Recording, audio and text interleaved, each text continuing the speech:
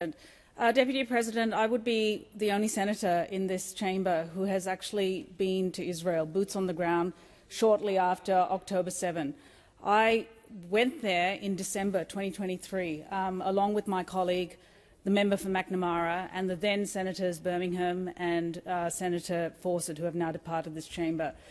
And what I saw shocked me to the core. It was like nothing I've ever experienced. I've seen plenty of death as a doctor. Believe me, I have.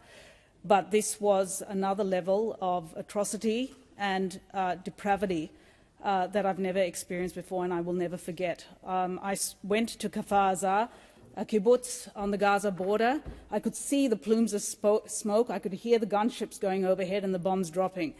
And it was frightening.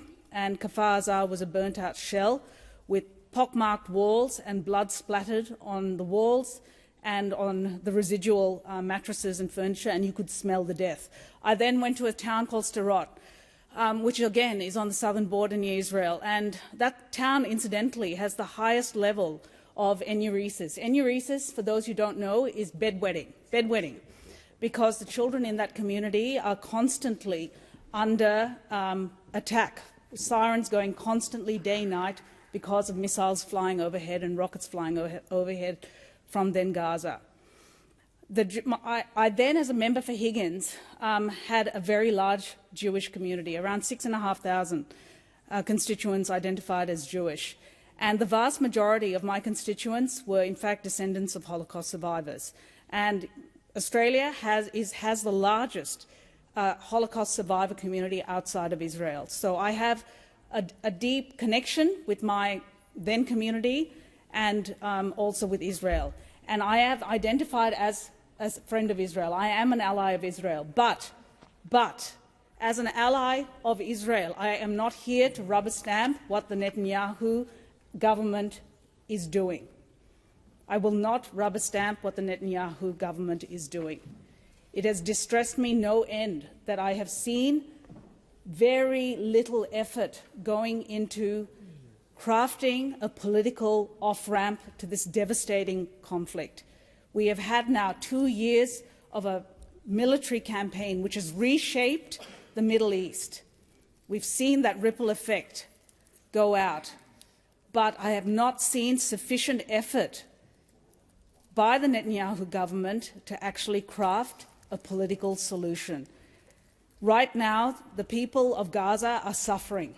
There is a humanitarian catastrophe. There are no words left anymore in our lexicon to describe what is going on there. It is unconscionable that children should be starving. It is unconscionable that pregnant mothers cannot deliver, that there is no anesthesia, painkillers, insufficient antibiotics for the trauma that is being dealt, the blast injuries that are being dealt with. When I know a few kilometres away, across the border, there are supermarkets groaning with food. Right now, Israel has, or I should say the Netanyahu government has really not articulated to the global community what the political solution is to this. This is a problem which has spanned back 100 years. It has its roots in the Balfour Declaration in 1917. That's where this conflict started. And there has never been justice for the Palestinian people. Similarly, there's been an undermining over a long period of time of the two-state solution. And right now we are left with a problem which has not been managed. It's been mismanaged over a long period of time. It has never actually been resolved. So what we need to do as a global community, and indeed as a country, is not divide any further, but come together and support the Netanyahu government to nudge them in the right direction, to push them in the right direction and make better choices. Because not only are they bringing Israel into disrepute and further isolated, there is an unconscionable stain on this country's, I fear, history with the deaths of so many people, disproportionate. And I say this as an ally of Israel. My Jewish community know who I am. They know how hard I fought for them, and I will continue to do so. But there must be a better solution to this Thank you, Senator conflict. Ananda-Rajah. Your time.